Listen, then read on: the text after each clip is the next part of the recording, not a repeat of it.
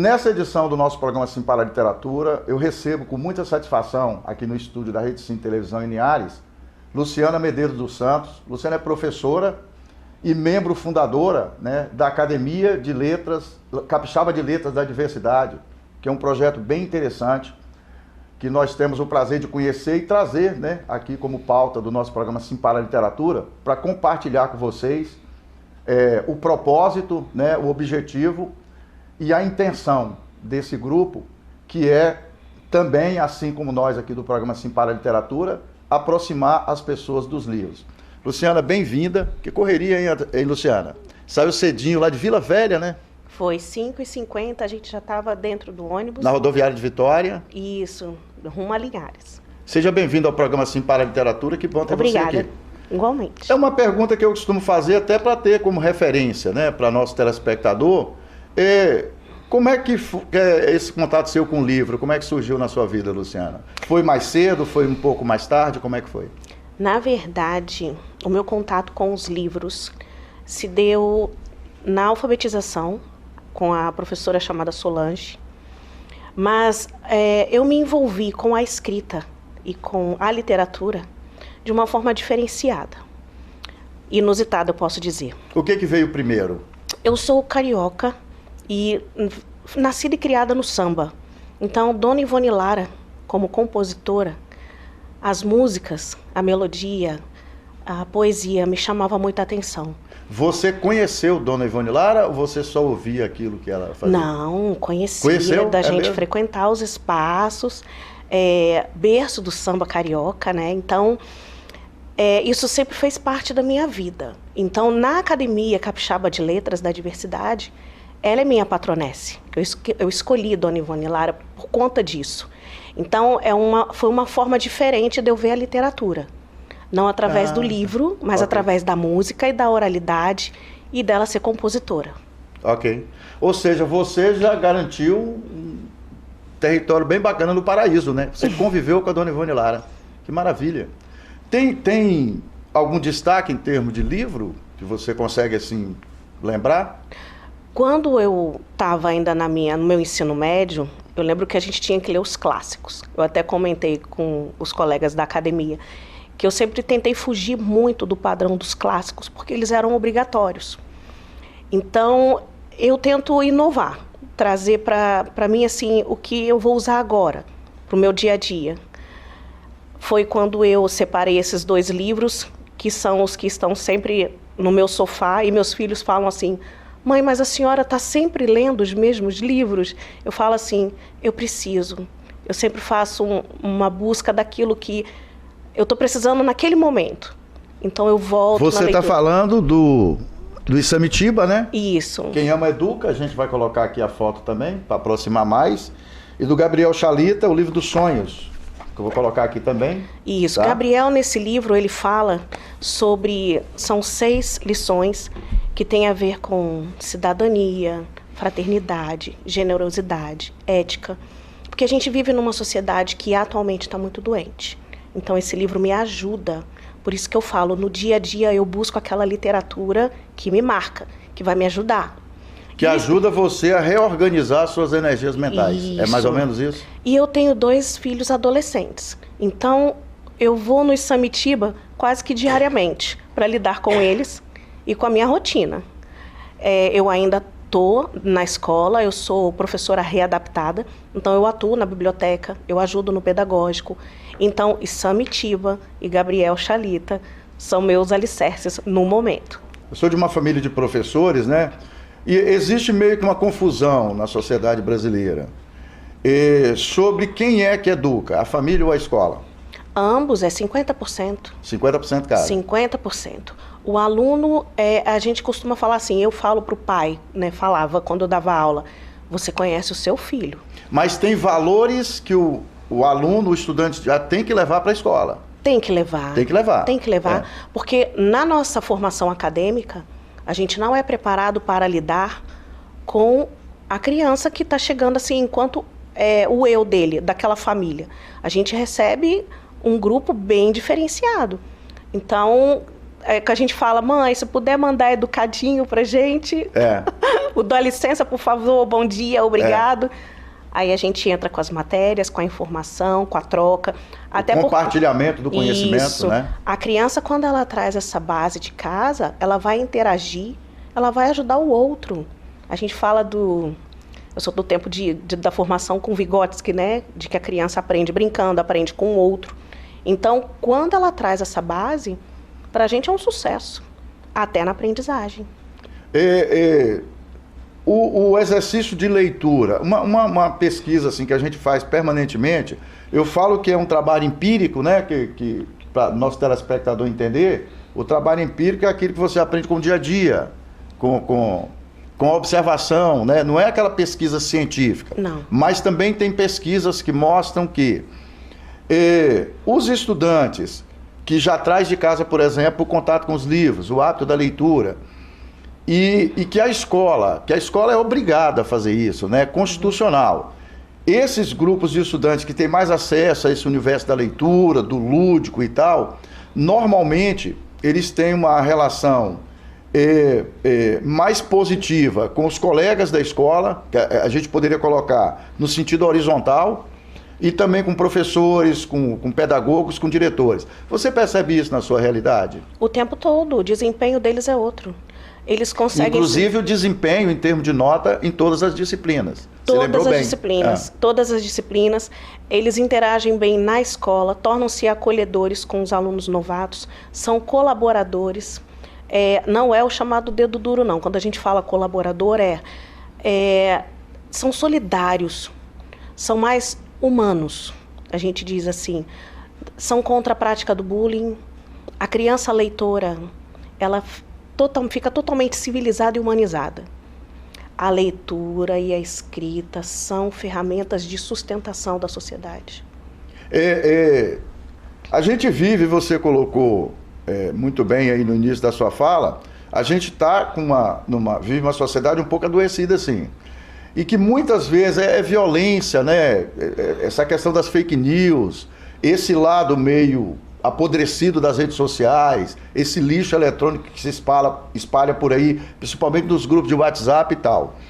Eles estão produzindo nas pessoas essa casca dura, né? Essa desumanização. É como se a empatia fosse uma coisa que não tivesse importância. O problema que o outro passa não me diz respeito. É mais ou menos assim que a gente percebe que um percentual de pessoas está agindo. Um desprezo pelo conhecimento, né? Pelo desenvolvimento intelectual. A gente está conseguindo reverter isso quando incentiva a leitura? Eu acho que a gente faz esse movimento, sim. Quando nós fundamos essa Academia da Diversidade, a gente pensou nesse momento de inclusão, trazer o jovem da periferia, trazer aquela pessoa que trabalha com a literatura de forma informal, às vezes não tem um livro publicado ou apenas artigos, participa de saraus, as pessoas de terreiro, né, como quilombolas, as pessoas de várias culturas. Então, quando a gente trabalha dessa forma, a gente pensa numa literatura onde a pessoa vai se humanizar e tolerar o outro, aceitar o outro. A gente está precisando trabalhar essa questão da aceitação. De como você conviver de forma respeitosa com as diferenças. Isso, a diferença ela é fundamental na vida. É fundamental. Aliás, você aprender a conviver com as diferenças tira você de dentro da caixinha. Isso. Que é o pior lugar para você viver comodamente, né? Quer viver naquele espaçozinho ali, limitado a verdades absolutas que muitas vezes empurraram para cima de você. É porque a gente tira as pessoas da zona de conforto, lidar com o seu antagônico, né? Então, todo mundo quer estar com seus pares. É fundamental que o ímpar exista para que você possa entender que nós não somos iguais e que nessa vida a gente se completa. A gente vem para servir, a gente vem para ajudar, para compartilhar. Esses verbos também fazem essa diferenciação na vida da gente. Como é que tem sido a sua experiência de escrita? Você já tem alguma coisa publicada? Como é que está funcionando? Eu tenho um livro publicado, ele se chama Poesia é a Vida no Papel, onde eu faço uma coletânea das minhas melhores poesias, eu falo da minha cidade, da minha família, dos meus sentimentos. Na maioria das vezes são coisas que eu sinto e que eu vivo no dia a dia. Poesia é um gênero literário que você lê também? Muito. É mesmo? Eu sou apaixonada por poesia. Gosto muito de crônica e artigo de opinião. Eu gosto muito de ser colunista. Gosto muito de falar sobre política. Sobre o cotidiano. O cotidiano. Porque a política, ela interfere muito no nosso modo de agir, pensar, de comer, de tomar decisões. O nosso dia a dia, ele é político, né? Então, na questão da educação, tudo isso faz parte e interfere na minha forma de escrever. Quem lê mais, que tem esse hábito de ler bons livros, né? Essa leitura geral que você coloca, que a pessoa adquire uma cultura geral, ela exerce com muito mais facilidade a cidadania. Sim, né? Com tranquilidade. Você consegue entender melhor onde você está colocando seu pé no dia a dia. Exato. Não é assim? Você se defende. Os meus meninos, eles falam para os colegas, cara, sabe, eles falam assim, né? Cara, sabe por que a gente insiste nisso? Porque a gente percebeu que você argumenta melhor. Você se defende, vira um instrumento de defesa. A leitura, ela é um instrumento de defesa, te traz bagagem. Defesa de autoproteção. Exatamente.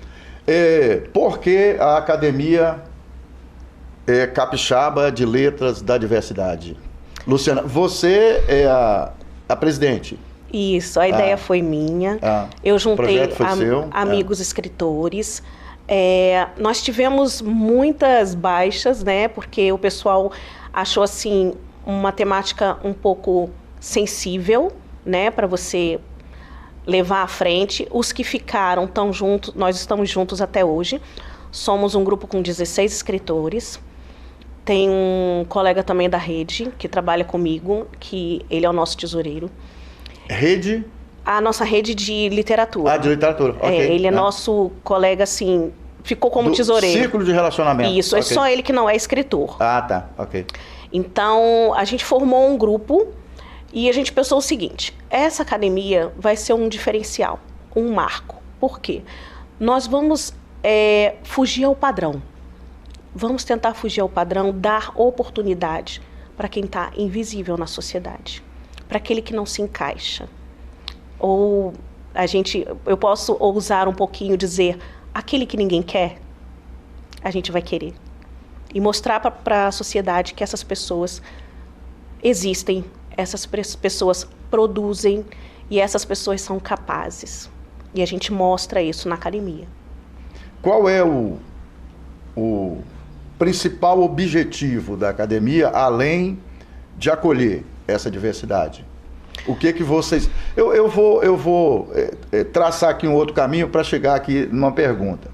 Uma coisa que nós temos observado aí, a gente está indo para 9 anos, né, com o projeto Prazer da Leitura aqui, e completamos agora, em agosto, 7 anos com o programa na TV, e nós verificamos que é o seguinte, quando você desenvolve ações mesmo, né, no dia a dia, nas escolas e tal, para incentivar mais pessoas ao hábito da leitura, a gente percebe que as ações, elas surtem efeito. Ações organizadas, bem feitas, com aquele controle de qualidade, com respeito pelas pessoas, com esse acolhimento, a gente percebe que tem mais pessoas lendo a partir dessas ações.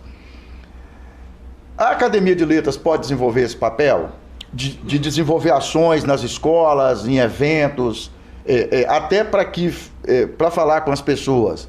O livro é isso aqui. Procurem ler, procurem ter acesso ao livro. Você percebe que a academia pode fazer esse papel? Para além das escolas. Eu fiz um projeto que eu entreguei na Secretaria Estadual das Mulheres, para Jaqueline Moraes, onde nós vamos fazer, em parceria, a Bienal. E eu pedi para ela que essa Bienal ela tenha uma visão de empreendedorismo, onde a gente possa juntar o escritor, o artesão da literatura, que faz os personagens, né, que dá vida aos personagens dos livros, as pessoas que trabalham, os artistas plásticos. Então, o livro ele é um produto de consumo. E assim como escrever é um ofício, né? E eu gostaria muito mesmo que isso fosse amplamente divulgado nos municípios, que todos os municípios fizessem suas feiras literárias, para que a escrita capixaba tenha seu valor, né, de mercado, valor de mercado mesmo, que tenha preço. e que além das feiras literárias, que muitas vezes são eventos dentro de uma agenda, mas que as ações também fossem feitas de forma continuada. Isso. Que o livro tem que ser, né, colocado no cotidiano das pessoas. Isso, fomentado de forma natural dentro do comércio. Que a gente fala de maneira estruturante, né? Isso. Que faz parte ali da cultura de consumo das pessoas. Você institui o evento, né? Esse evento vai ser institucionalizado, que ele possa acontecer de forma com rotina. E esse produto, que é o livro, que ele não tenha só essa visão de ser doado. Ele precisa ser comprado. O escritor é uma profissão também. Sim. Tem gente que vive disso. É um ofício. É um ofício. É. Então, a gente tem que mudar muito. Essa academia capixaba da diversidade, esse diverso, além do tolerar, tem o verbo do empreender. A gente tem muita missão. Mas a gente vai ter Bienal esse ano, vocês vão gostar muito, se Deus quiser vai dar tudo certo. Precisa profissionalizar a atividade do escritor.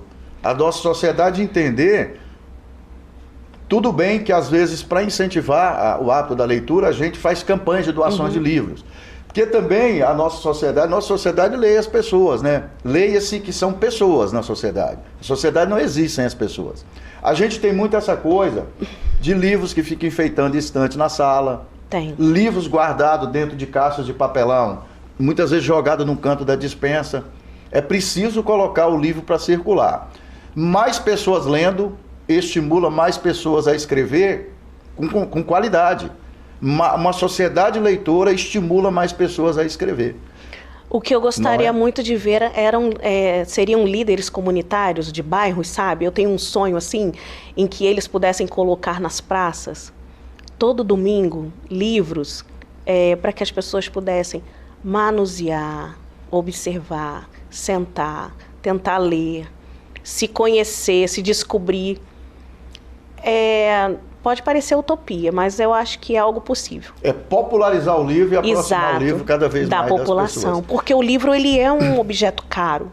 Ele é caro. Ainda é no Brasil. Então, e se você leva ele na forma de doação também para a periferia, para a população de baixa renda, ela vai tentar depois buscar um jeito de chegar, alcançar naquele livro que ela não conseguiu através de doação. Estimular bibliotecas comunitárias, né? Que o livro esteja cada vez mais próximo das pessoas. E que isso parta do poder público. Sim, políticas públicas que sejam incentivadoras da leitura. Você quer dar um destaque para os livros que você trouxe? Sim. Você quer fazer um comentário rápido sobre cada um? Sim. Esse aqui de Samitiba, Conversa com os Filhos. Essa parte do livro da Conversa com os Filhos é uma parte onde você, enquanto mãe solo, eu divorciada, você se descobre colaborando com a sociedade na formação do indivíduo.